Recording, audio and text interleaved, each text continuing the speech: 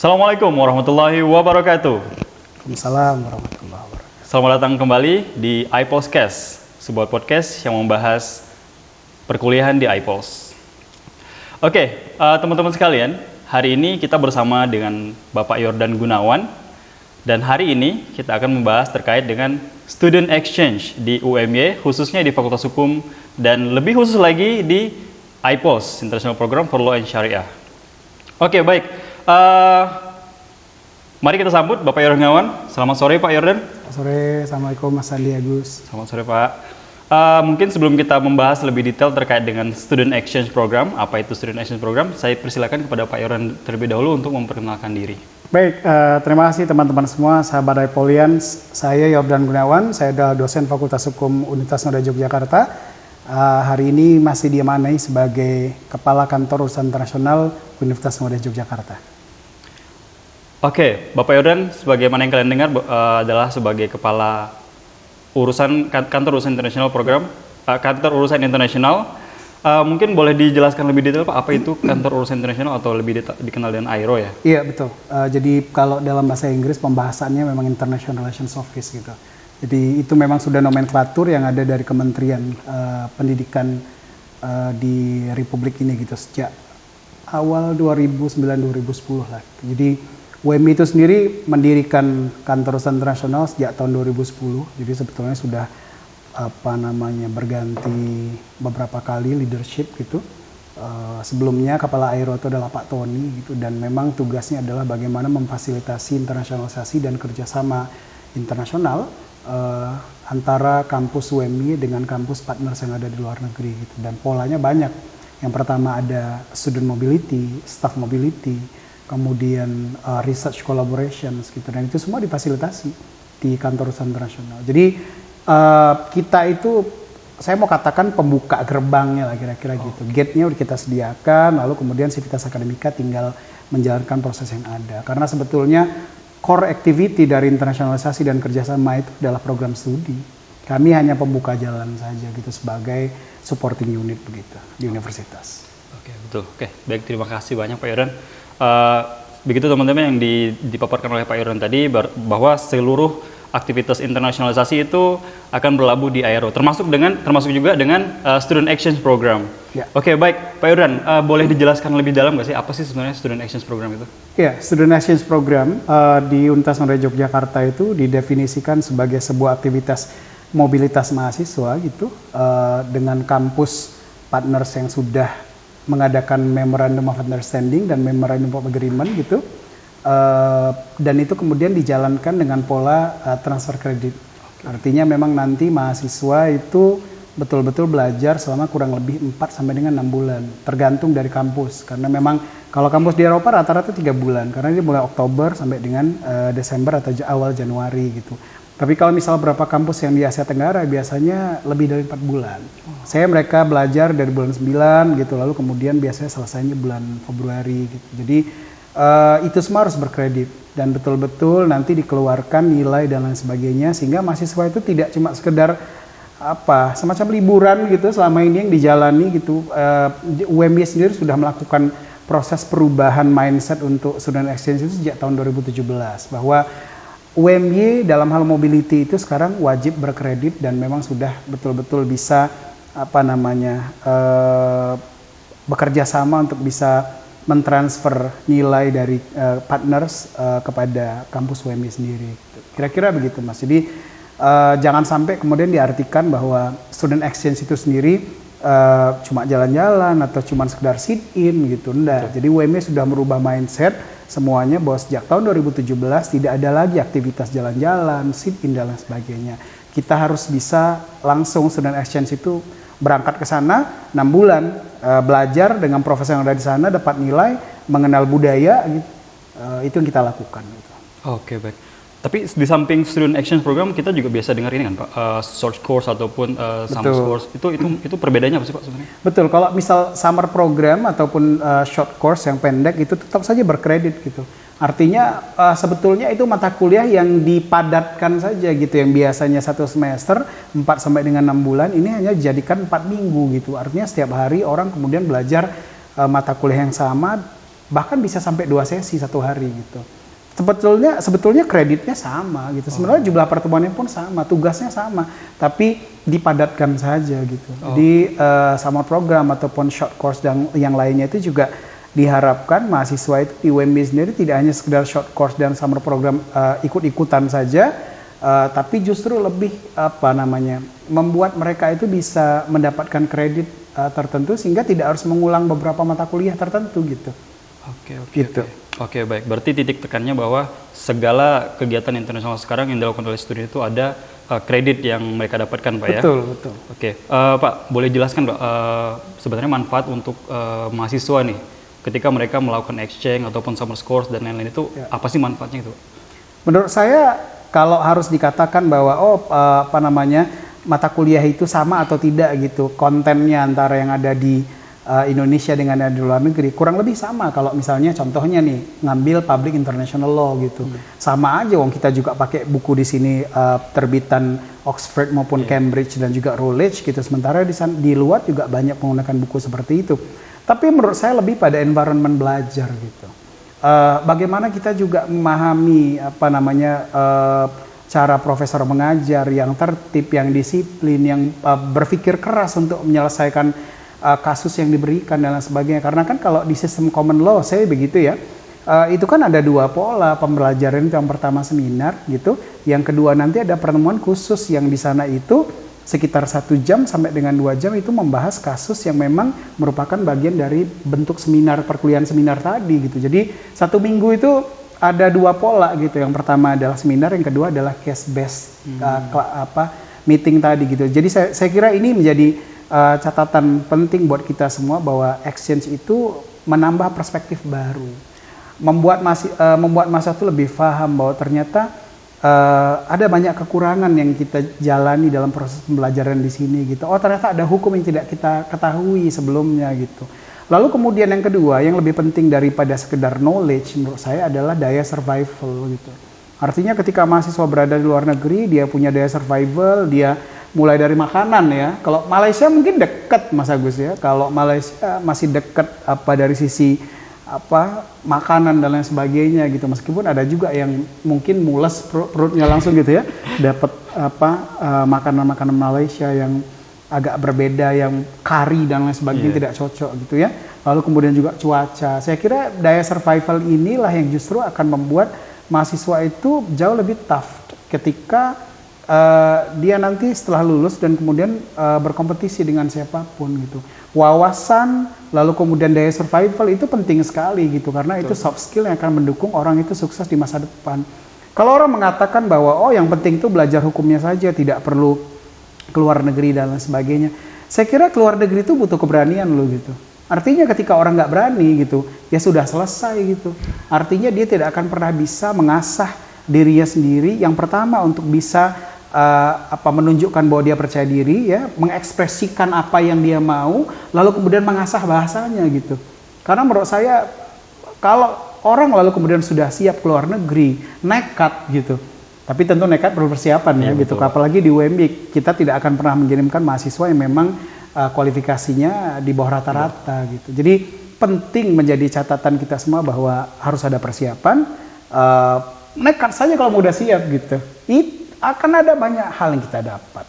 Di samping itu, poin keempat dari manfaat kita mengikuti exchange sendiri adalah linkage. Kita dapat link, kita dapat relasi dengan orang baru.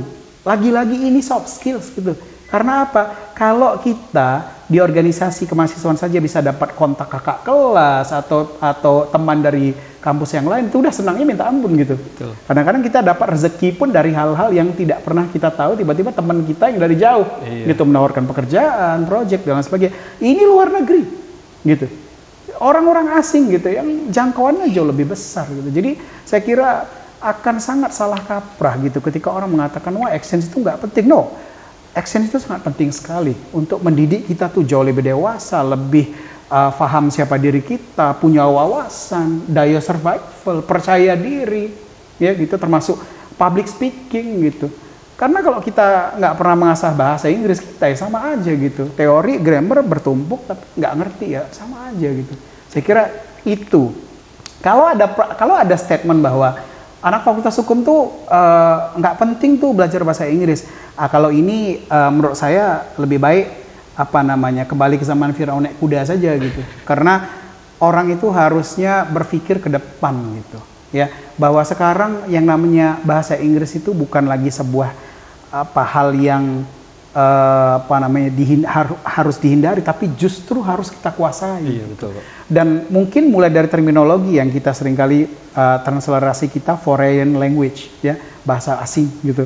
Harusnya udah kita mulai ubah tuh bahasa internasional. Karena apa? Kita ini adalah a part of globalization, a part of internationalizations. Jadi yang digunakan ya udah bahasa Inggris juga. Kita nggak bisa ke Eropa pakai bahasa Jawa atau pakai bahasa Padang, itu tidak mungkin. Apalagi pakai bahasa Indonesia, lalu kita teriak-teriak bahasa Indonesia harus jadi bahasa ASEAN. No, bahasa ASEAN sekarang itu bahasa Inggris.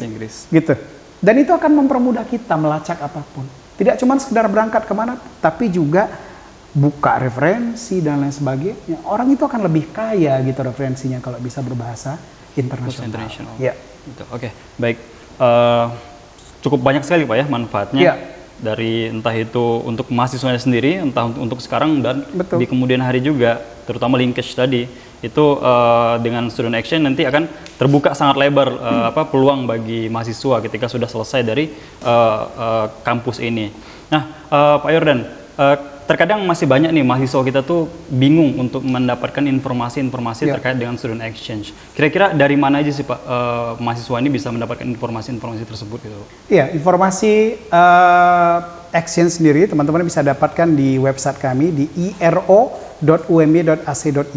Kita akan update terus gitu, teman-teman scroll saja bagian paling bawah, itu ada selalu informasi-informasi mengenai student exchange, dan itu semua kami share sebetulnya di grup pimpinan yang berelasi dengan kerjasama dan internasionalisasi. Jadi sebetulnya sangat mudah. Kalau memang teman-teman capek buka website, silakan main IG, di follow saja IG-nya Airo UMY gitu, maka semua informasi juga di-post di sana itu. Jadi informasi itu kita sampaikan ke berbagai macam media gitu, tidak hanya sekedar WhatsApp grup ataupun juga website, tapi juga Instagram kami sangat aktif, dan kita layani kok semua pertanyaan yang berelasi dengan exchange itu sendiri, Mas Agus.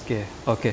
Berarti gitu teman-teman, kalau kalian mau tahu tentang exchange itu, rajin-rajin kunjungi websitenya Airo atau Instagramnya Airo. Betul. Atau mungkin boleh datang juga ke kantornya Airo, Pak ya? Kita persilakan, cuma memang kita membatasi masa pandemi ini, kita tetap, teman-teman juga harus tetap prokes, dan harus dijaga betul jarak dan lain sebagainya. Silakan saja berkunjung kantor kami, tidak ada masalah, di Air Fahrudin B, lantai 1, silakan datangi Lembaga Kerjasama dan Internasional. Oke, baik. Baik Pak Yordan, kita lebih detail lagi Pak, mengenai syarat-syarat nih Pak, kalau misalkan mau mengikuti exchange itu syarat-syaratnya kira-kira apa sih Pak? Begini, saya harus mulai terlebih dahulu dari exchange itu. Ada beberapa pola yang dijalankan. Yang pertama adalah exchange yang didanai oleh pemerintah. Namanya adalah Indonesian International Student Mobility Awards atau IISMA gitu. Lalu kemudian ada juga International Credit Transfer gitu, yang itu didanai oleh Dikti. Yang ketiga adalah exchange yang memang diadakan oleh UMB dengan menggunakan partners yang ada gitu, manfaatkan partners yang ada. Jadi saya mulai dengan ISMA, Indonesian International Student Mobility Awards, itu dimulai sejak tahun 2021, dan alhamdulillah kita kemarin dapat 15 peserta, dan itu adalah exchange yang boleh diikuti oleh semua mahasiswa dengan syarat tahun ini 2022 ya, dia harus memiliki IELTS minimal 6 ya. Lalu kemudian IBT TOEFL itu 80, ataupun Duolingo tes yang secara online gitu nilainya 100, dan dia berhak untuk memilih kampus-kampus yang menjadi partners dan memiliki kesepakatan dengan pemerintah Republik Indonesia. Jadi kampus-kampus di Eropa gitu, di Amerika, termasuk kampus-kampus bereputasi lainnya gitu, itu menjadi partnersnya pemerintah untuk bisa mengirimkan mahasiswa untuk exchange selama berapa bulan di sana dan mengambil mata kuliah setara 20 SKS. Nah lalu kemudian bagaimana pendanaannya, semua fully funded gitu, mulai dari tiket pesawat sampai dengan asuransi itu di cover semua oleh LPDP gitu, melalui Kementerian Pendidikan Nasional. Nah ini tentu kompetitif sekali ya teman-teman semua, tidak semua mahasiswa bisa ikut ini gitu. Jadi diharapkan lalu kemudian mahasiswa betul-betul mempersiapkan diri, karena yang boleh mengikuti ISMA itu sendiri adalah mahasiswa minimal semester 4. Dan ketika berangkat maksimal semester 5 maksud saya. Semester 4 mereka bisa apply, semester 5-nya berangkat gitu. Dan maksimal ketika berangkat itu semester 7. Jadi semester 1, 2, 3 itu bisa persiapan panjang tuh untuk TOEFL dan lain sebagainya gitu. Juga mempersiapkan essay gitu, apa saja yang mesti disiapkan, CV gitu. Lalu kemudian juga interview gitu. Jadi ini proses panjang yang sebetulnya kalau memang dijalani bisa saja gitu. Itu yang pertama, IISMA atau Indonesian International Student Mobility Awards. Yang kedua ada ICT atau International Credit Transfer yang tahun ini diadakan baik itu luring maupun daring gitu. Dan ini merupakan fasilitasi yang disediakan oleh Kemendikbud Ristekdikti dengan memberikan keleluasan kepada universitas untuk mencalonkan mahasiswanya untuk bisa berangkat ke luar negeri sesuai dengan partners yang dimiliki oleh kampus. Difasilitasi, cuma memang dananya maksimal 100 juta tahun ini. Proposal harus dibuatkan oleh universitas, LOE, ada learning agreement, ada MOU, ada MOA gitu. Jadi ini semacam bantuan dari pemerintah lah kira-kira untuk kampus supaya tetap bisa menjalankan aktivitas internasionalisasi berupa exchange tanpa harus mengeluarkan biaya yang besar gitu. Yang ketiga adalah exchange yang dilakukan oleh UMY sendiri gitu beserta partners kita. Partners kita ada banyak di seluruh penjuru dunia, teman-teman semua, mulai dari tetangga terdekat Malaysia, Singapura, Thailand, Brunei, lalu kemudian ada di Korea, lalu di Jepang, Taiwan, sampai dengan yang ada di Eropa seperti di Spanyol, Polandia gitu. Yang ini memberikan keleluasaan kepada mahasiswa, terbuka ya teman-teman semua, ini terbuka untuk seluruh mahasiswa. Jadi kalau misalnya dikatakan bahwa exchange itu untuk teman-teman di international program, tidak. Exchange itu terbuka untuk seluruh mahasiswa di Universitas Muhammadiyah Yogyakarta selama dia memiliki kartu mahasiswa aktif gitu. Silahkan mengikuti exchange ini dan sifatnya berkredit gitu. Jadi teman-teman juga akan dapat bantuan gitu dari universitas ketika nanti terpilih untuk mengikuti exchange di kampus-kampus yang merupakan destinasi yang sudah ditentukan. Karena memang perlu diketahui teman-teman, ada pertanyaan gitu Mas Agus ya. Boleh nggak kita exchange ke kampus yang itu tidak ada dalam listnya UMY gitu? Nggak bisa, karena tidak ada MOU, tidak ada MOA. Sementara MOU dan MOA itulah kesepakatan kita tentang proses belajar mengajar, transfer kredit dan lain sebagainya gitu, yang menjadi baseline kita untuk melakukan exchange. Jadi untuk sementara teman-teman semua bisa difasilitasi dengan cara seperti itu, baik di kantor kami maupun yang disediakan oleh program studi. Karena ada juga sebetulnya prodi yang memberikan fasilitas gitu untuk mahasiswanya secara khusus. IPOLS ini kan dengan International Islamic University Malaysia gitu, di School of Law-nya gitu ya. Lalu kemudian ada juga di Fakultas Ekonomi itu ada yang bekerja sama dengan Konken International Business gitu, atau ada juga kedokteran gigi itu bekerja sama dengan Tokushima University gitu. Jadi ada juga yang memang secara spesifik langsung gitu bisa mengirimkan mahasiswa terpilihnya untuk bisa belajar di kampus-kampus tujuan gitu. Oke gitu Pak ya. Nah tadi kan ada 3 mekanisme Pak. Itu proses seleksinya ataupun syarat-syaratnya juga itu sama semua kah atau gimana itu? Oh iya, saya lupa tadi. Kalau ISMA tadi sudah sebagaimana saya sampaikan, IELTS-nya jelas harus 6 atau TOEFL IBT itu 80, kemudian Duolingo itu 100 minimal gitu, dan harus mengisi berbagai macam borang gitu, dan waktunya ditentukan setahun sekali gitu, bulan-bulan Maret sampai dengan bulan April biasanya adalah waktu pengisian dan lain sebagainya gitu. Kalau ICT itu lebih ringan, karena nanti mahasiswa itu dipersyaratkan TOEFL ITP-nya 500 saja, atau dari kampus TOEFL yang memang disediakan dan dari kampus sendiri yang direkognisi gitu oleh Dikti. Lalu kemudian kampusnya juga tidak harus kampus-kampus yang ada dalam listnya Kemendikbud, yang penting kampus tersebut adalah partnersnya universitas kita gitu. Sementara kalau dari UMY yang di exchange yang ada di UMY sendiri itu beragam Mas Agus ya. Jadi kalau di UMY sendiri ya, saya kalau misalnya kita mengirimkan mahasiswa ke Asia University misalkan, itu requirement bahasa Inggrisnya lebih sederhana gitu. Jadi kita hanya mencari mahasiswa yang TOEFL-nya 470 dan itu semua harus berasal dari language training center kita gitu, karena kadang-kadang juga banyak TOEFL yang bodong ya.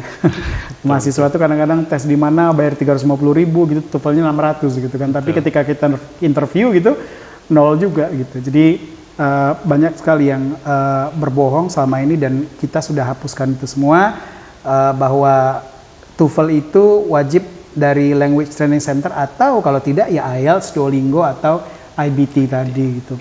Nah, di UMB sendiri sebagaimana saya sebutkan Asia University misalkan, oh dia 470 gitu. Tapi ada juga di Taiwan juga NCKU misalkan begitu. Kita pasangnya TOEFL 550. Atau ke Spanyol gitu, oh kita pasangnya juga 570 gitu. Artinya apa namanya, ya memang ada perbedaan gitu ya antara satu kampus dengan kampus yang lainnya secara kualifikasi bahasa. Di Malaysia gitu, di University of Malaya itu mintanya IELTS 7 gitu, gitu ya, sangat tinggi banget gitu. Sementara di kampus lain ada yang tidak menggunakan IELTS ataupun tes kemampuan bahasa Inggris lainnya. Atau kalaupun menggunakan tes kemampuan bahasa Inggris tidak terlalu tinggi lah, kira-kira kalau IELTS itu dia mintanya 5,5, atau kalau misalnya TOEFL itu dia mintanya hanya 500 gitu. Kira-kira begitu Mas Agus. Oke Pak. Nah, kalau nggak salah dengar nih Pak, salah satu syarat untuk apply student exchange itu adalah CV. Betul. Nah, kadang mahasiswa ini bingung Pak, CV yang dimaksud itu harus ETS friendly kah, atau ada format tertentu kah, atau bebas saja? Sebetulnya CV itu kan bebas saja, yang penting bisa menggambarkan siapa diri kita. Yang penting jujur, yang penting tidak berbohong gitu. Artinya kalau orang sudah pada satu titik membuat CV, lalu kemudian ada yang mungkin ada gambar foto lagi apa dan lain sebagainya. Bagi saya itu style aja gitu. Yang penting tuh kontennya apa sih gitu, apa sih yang mau dimunculkan gitu dari CV itu sendiri, dan kita bisa baca dia ini sebagai orang yang bagaimana gitu. Jadi konsistensi juga kelihatan. CV itu juga jadi hal penting yang kadang-kadang tidak perhatikan mahasiswa. Banyak typo, lalu kemudian mentranslate-nya asal-asalan, itu juga justru akan jadi penilaian buruk bagi interviewer gitu. Kadang-kadang ini orang tidak serius gitu. Betul. Even mengerjakan CV yang itu harusnya menjadi gambaran diri dia gitu. Betul. Jadi saya kadang-kadang juga agak resah gitu ketika mahasiswa kadang-kadang mengerjakan CV itu hanya dalam waktu H-1 sebelum interview atau H-1 sebelum due date submissions gitu. Harusnya CV itu diupdate gitu ya, per bulan. Oh apa kemajuan apa yang didapat CV kita gitu, dan betul-betul dijaga gitu kualitasnya. Jangan sampai justru gambaran di CV kita tuh tidak mencerminkan siapa kita gitu. Betul. Gitu kira-kira Mas Agus. Oke, baik Pak. Itu terkait syarat-syarat, mungkin ada banyak lagi dokumen-dokumen yang lain yang harus dilengkapi ya. Mungkin tidak bisa kita bahas satu persatu karena waktunya terbatas. Nah, ada masalah lain Pak terkait dengan student exchange ini yang beredar di mahasiswa, yang yaitu terkait dengan pendanaan dan masa studi. Nah, beredar di mahasiswa itu kadang mereka menganggap bahwa dengan mengikuti exchange program ini mereka harus mengeluarkan uang yang banyak. Padahal kan sebenarnya tidak tuh Pak. Enggak. Dan kemudian yang lain juga yang sering diisukan oleh mahasiswa lain adalah, dan dikhawatirkan juga oleh orang tua sebenarnya Pak, yaitu masa studi. Nanti kalau mereka mengikuti exchange, otomatis mereka akan mengikuti masa studi, akan memperlambat kelulusan mereka. Itu benar nggak sih Pak? Iya, ini terus terang isu yang jadi catatan di mana-mana gitu ya. Tapi saya mau jawab itu dengan tegas bahwa yang pertama, masalah pembiayaan. Kalau teman-teman terpilih mengikuti student exchange atau pertukaran mahasiswa di UMY kepada kampus-kampus yang menjadi partners kita, maka teman-teman akan bebas SPP. Satu semester itu gitu. Bayangkan gitu, kalau misalnya IPOS ini kita bayar 17 juta nih teman-teman semua ya. SPP itu sekitar 9 juta loh. Nah 9 juta itu nggak dibayarkan. 9 juta itu bayangin, jadi kalau misalnya bayar 17 juta dikurangin aja, teman-teman hanya bayar sekitar 8 juta gitu. Ya, 9 jutanya dipakai untuk apa? Silakan dipakai untuk pembelian tiket pesawat, housing dan lain sebagainya. Saya kira kalau cuman di Taiwan atau di Malaysia itu kan lebih dari cukup gitu ya. Toh teman-teman juga memang harus kos kan? Iya, kalau di Taiwan atau di Malaysia tinggal saja di dormitory, di asrama, kan sebetulnya sederhana. Jadi tidak benar kalau ada statement bahwa itu akan membengkakkan biaya ketika perkuliahan di UMY sendiri. UMY itu luar biasa baik banget gitu. Jadi selama teman-teman terpilih lalu kemudian dapat SK dari universitas, maka teman-teman free SPP gitu selama 1 semester itu, dan uang dana DPP gitu, dana pembangunan itu ditunda untuk semester depannya. Luar biasa banget kan. Jadi ada pengurangan, mungkin teman-teman hanya bayar sekitar 5 juta itu dalam semester itu. Itu justru untuk memperingan orang tua semua supaya mensupport gitu aktivitas exchange ini untuk kemajuan putra-putrinya. Itu yang pertama. Yang kedua, apakah lalu kemudian exchange atau pertukaran mahasiswa ini akan menambah masa perkuliahan? Saya jawab tidak. Karena apa? Sistem transfer kredit. Jadi kredit yang sudah dikerjakan di sana sebanyak 20 SKS atau 16 SKS gitu ya. Lalu kemudian itu harus ditransferkan ke mata kuliah yang ada di sini gitu. Jadi tidak perlu khawatir, Pak, tapi kan di sini kita ngambilnya 24 SKS, sementara itu hanya 20 SKS. Ketika teman-teman pulang, maka akan ada proses lain, apa itu? Beberapa mata kuliah yang 4 SKS tadi itu akan dibantu oleh prodi gitu untuk dipercepat. Sehingga apa? Teman-teman sebelum masuk perkuliahan semester berikutnya itu sudah selesai 24 SKS, nilai sudah keluar semua gitu. Bisa dibayangkan gitu, udah dapat beasiswa tadi yang saya bilang, bayaran yang PSPP tadi itu beasiswa loh kami menyebutnya gitu ya. Okay. Udah nggak bayar itu sekitar 9 jutaan, bisa keluar negeri belajar di sana, mengenal budaya baru, memiliki daya survival luar biasa, bisa bekerja sama dan mengenal orang baru gitu. Dapat transkrip nilai gitu, kan menyenangkan ya, menyenangkan banget ya. Saya berpikir seandainya saya kuliah dulu begitu, itu menyenangkan sekali gitu. Iya, benar. Lalu kemudian ada juga yang mengatakan, Pak, beberapa teman saya itu tidak mengikuti mata kuliah sesuai dengan mata kuliah yang ada di sini. Karena ya memang betul, karena memang kementerian sekarang itu justru sudah mengatakan bahwa harusnya semua mahasiswa yang ada di universitas itu sudah menjalani proses multidisiplin. Seperti kita gitu ya, tidak mungkin kita bisa transfer kredit dengan mata kuliah yang sama, hukum adat gitu misalkan di Eropa kan berbeda sekali ya. Betul. Jadi ini menjadi catatan penting untuk teman-teman semua bahwa berarti nanti kita tidak bisa menguasai capaian proses belajar mengajar. Enggak juga gitu. Karena menurut saya knowledge itu bisa ditambah dengan sendirinya gitu. Tapi ketika teman-teman sudah di luar negeri, beradaptasi, mengikuti pola belajar di sana, menemukan siapa diri teman-teman sendiri, itu jauh luar biasa daripada sekedar tahu apa itu definisi hukum adat misalkan begitu. Karena itu bisa ditambah dengan cara membaca kok. Betul. Tapi keterampilan membaca, keinginan membaca, belajar, duduk, diskusi, itu yang jauh lebih penting yang selama ini tidak ada. Milieu itu yang kurang, yang lalu kemudian oke lah, kita harus lihat nih yang di luar seperti apa gitu. Dan itu harus kita jadikan contoh. Dan itu kita lihat sudah banyak kok mahasiswa-mahasiswa yang justru exchange keluar memberikan dampak positif kepada teman-temannya gitu.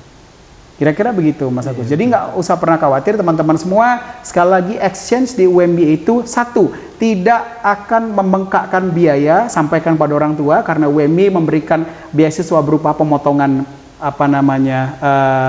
SPP ya.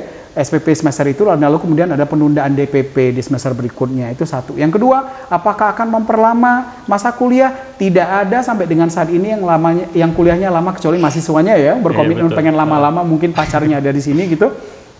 Karena semua student exchange itu dan exchange program itu wajib dengan pola transfer kredit di UMB. Jadi kalau misalnya tidak transfer kredit, itu pimpinannya bisa dipanggil oleh pimpinan universitas, pimpinan fakultas, maupun pimpinan prodi gitu. Jadi tenang saja gitu, saya sampaikan untuk teman-teman semua ya. Oke, jadi itu teman-teman, jadi nggak usah khawatir bakalan lebih lama kuliahnya gara-gara exchange, itu nggak bakal terjadi lagi di UMY karena sudah ada transfer kredit. Nah kemudian yang disampaikan oleh Pak Yordan tadi terkait beasiswa itu berlaku untuk umum, semua student, semua mahasiswa yang kuliah di UMY. Dan terkhusus untuk IPOLS itu ada tambahan lagi teman-teman sekalian, bahwa di IPOLS itu memberikan subsidi untuk pembuatan paspor khusus untuk mahasiswa di semester pertama dan kedua. Luar biasa. Kemudian, iya Pak, jadi kampus itu sangat mendukung, IPOLS sangat mendukung mahasiswanya untuk pergi ke luar negeri exchange. Kemudian subsidi kedua itu IPOLS juga memberikan subsidi kepada mahasiswanya untuk dia mengurus visanya. Jadi untuk pengurusan visa dibantu oleh iPulse untuk biayanya. Dan yang ketiga adalah subsidi untuk living cost-nya. Nanti akan ada subsidi khusus dari iPulse. Tentu anggarannya dari iPulse sendiri ya, bukan kemudian dari mana-mana, untuk kemudian diberikan kepada teman-teman sebagai tambahan untuk living cost di sana. Wah, luar biasa sekali. Sangat luar biasa sekali Pak usaha iPulse, universitas mungkin secara luas untuk kemudian mengencourage mahasiswanya ke luar negeri, merasakan student exchange di sana, merasakan environment di luar negeri itu bagaimana, karena itu sangat penting sekali gitu Pak ya. Nah, Pak Yoran begini Pak, masalah yang selanjutnya adalah ketika seorang mahasiswa sudah tertarik nih untuk exchange nih, mungkin bisa bilang ada yang gila exchange nih, mungkin udah terlanjur nyaman gitu exchange gitu Pak ya. Ada batasan nggak sih Pak berapa kali exchange gitu? Iya betul. Jadi sejak adanya keputusan Menteri tentang Merdeka Belajar Kampus Merdeka, memang mahasiswa itu dipersilakan untuk 3 semester belajar di prodi, di luar prodi, di luar universitas atau di luar negeri.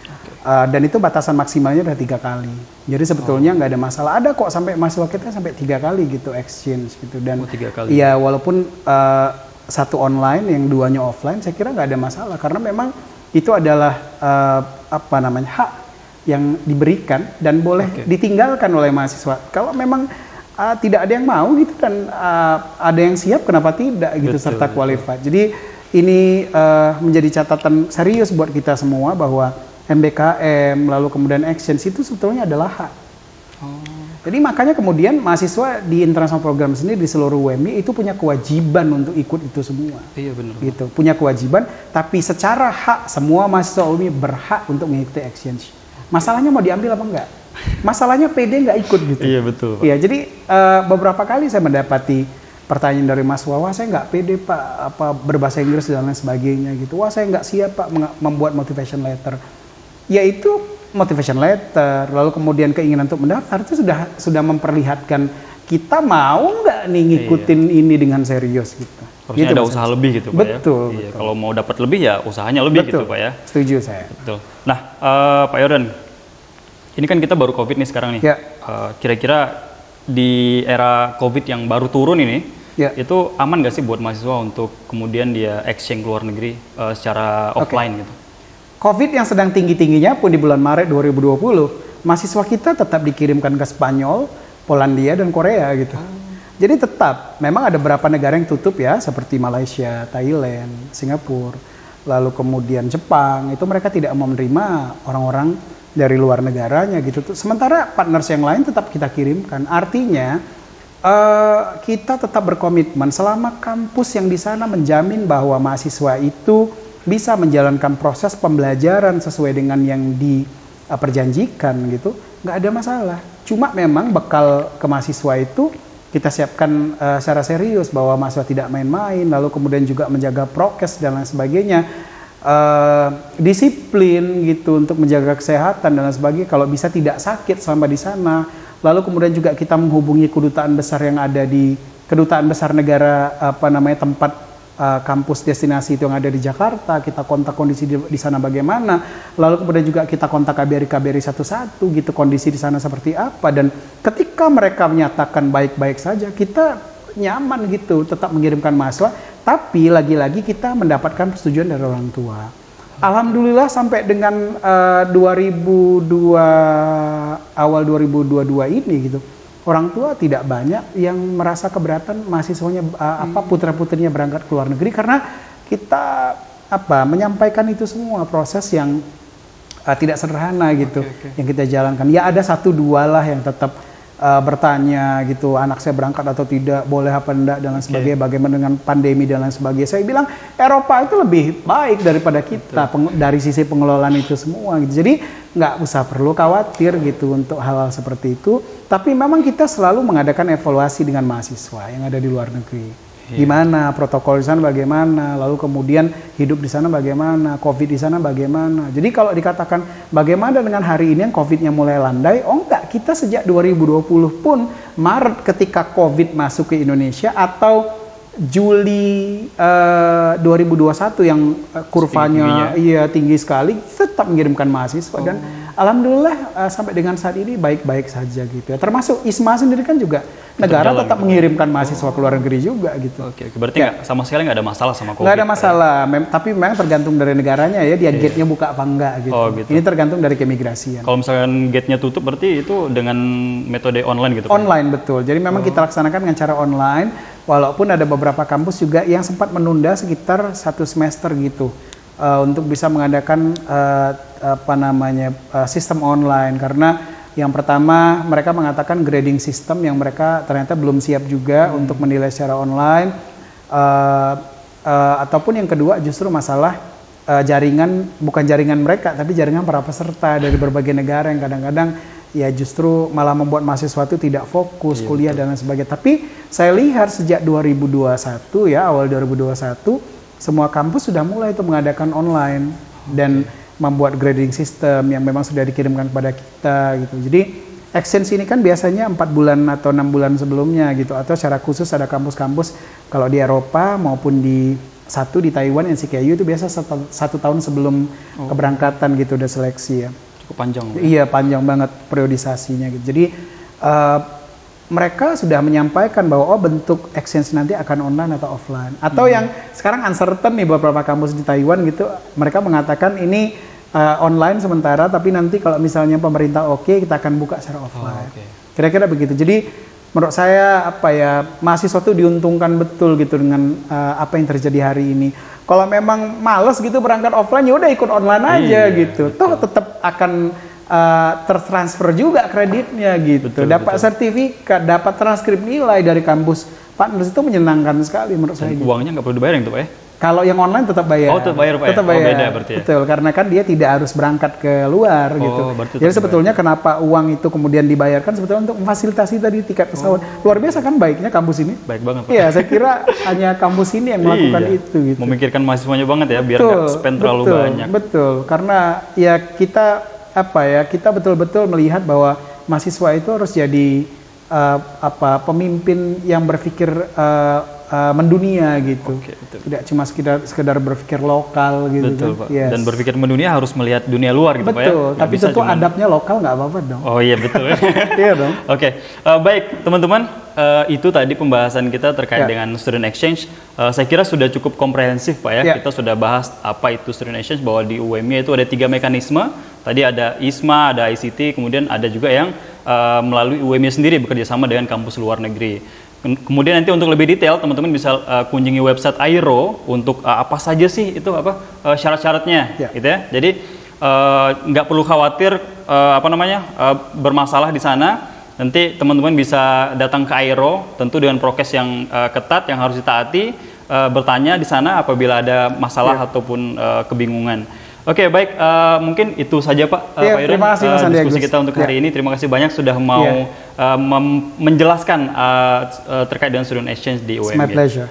Oke, baik, terima kasih teman-teman sekalian. Kita bertemu lagi di sesi iPodcast selanjutnya. Thank you. Wassalamualaikum warahmatullahi wabarakatuh. Assalamualaikum warahmatullahi wabarakatuh. Terima kasih Mas. Terima kasih Pak.